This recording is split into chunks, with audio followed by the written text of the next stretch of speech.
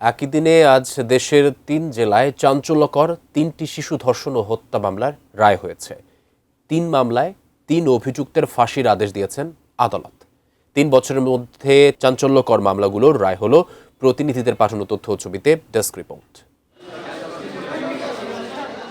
২০২৩ সালের ২১ মার্চ চট্টগ্রাম নগরের পাহাড়তলী এলাকার বাসা থেকে নিখোঁজ হয় চতুর্থ শ্রেণীর শিক্ষার্থী আবিদা সুলতানা আয়নী। তদন্তে স্থানীয় সবজি বিক্রেতা মোহাম্মদ রুবেলের সম্পৃক্ততার তথ্য পেয়ে তাকে গ্রেপ্তার করে পুলিশ। তার দেয়া তথ্যের ভিত্তিতে নিখোঁজের ৯ দিন পর একটি ডোবা থেকে শিশু আয়নীর মৃতদেহ উদ্ধার করা হয়। সোমবার দুপুরে চট্টগ্রামের নারী ও শিশু নির্যাতন দমন ট্রাইব্যুনাল ২-এর বিচারক মোহাম্মদ সাইফুর রহমান শিশু ধর্ষণ ও হত্যার অভিযোগে আসামি রুবেলের মৃত্যুদণ্ডের আদেশ দেন। এখানে আসামিরও কোনো অনুশোচনাবোধ দেখেননি। এই মামলাটা এফআইআর হিসেবে ট্রিট করার পর যদি পুলিশ এফআইআরটি গ্রহণ করে যথাযথ ব্যবস্থা নিতেন তাহলে অতি দ্রুত বাচ্চাটি উদ্ধার হতে পারত। বিজ্ঞ আদালত এইটাই বলেছেন। চুয়াডাঙ্গার জীবননগরে স্কুল ছাত্রী মরিয়মকে ধর্ষণ ও হত্যা মামলার একমাত্র আসামি আবুল হোসেন ফটিককে মৃত্যুদণ্ড দিয়েছেন আদালত।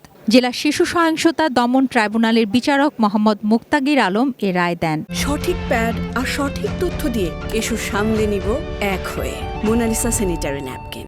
মামলার বিবরণে জানা যায় ২০২৩ সালের ২১ ডিসেম্বর শাক তুলে দেওয়ার প্রলোভন দিয়ে ভ্যান চালক আবুল হোসেন শিশু মরিয়মকে একটি ভুট্টা খেতে নিয়ে ধর্ষণের পর ধারালো অস্ত্র দিয়ে জবাই করে হত্যা করে। ২০২২ সালের ১৭ মার্চ মাগুরা শ্রীপুর উপজেলা শ্রীখোল গ্রামের ষষ্ঠ শ্রেণীর ছাত্রী রাজিয়া খাতুন বাড়ি থেকে নিখোঁজ হয়। একদিন পর বাড়ির পাশের কুমার নদ থেকে তার মৃতদেহ উদ্ধার করে পুলিশ। মাগুরা জেলা ও দায়রা জজ আদালতের বিচারক মোহাম্মদ মিজানুর রহমান শিশু রাজিয়া ধর্ষণ ও হত্যায় অভিযুক্ত প্রতিবেশী হাসান শেখের ফাঁসির আদেশ দিয়েছেন। দ্রুত রায় কার্যকরের দাবি জানিয়েছেন পরিবারের সদস্যরা। এই রায় যাতে দ্রুত কার্যকারী হয়, আমি এইটাই আদেশ চাই। হাসান শেখ দ্বারাই হত্যা সংগঠিত হয়েছে, এটা প্রমাণিত হওয়ার পরে এই আসামিকে ফাঁসির আদেশ দিয়েছে। আমরা আশা করি এই ফাঁসি দ্রুত কার্যকর হবে। তুনা জিনা তনু, ডেস্ক রিপোর্ট, এটিএন নিউজ।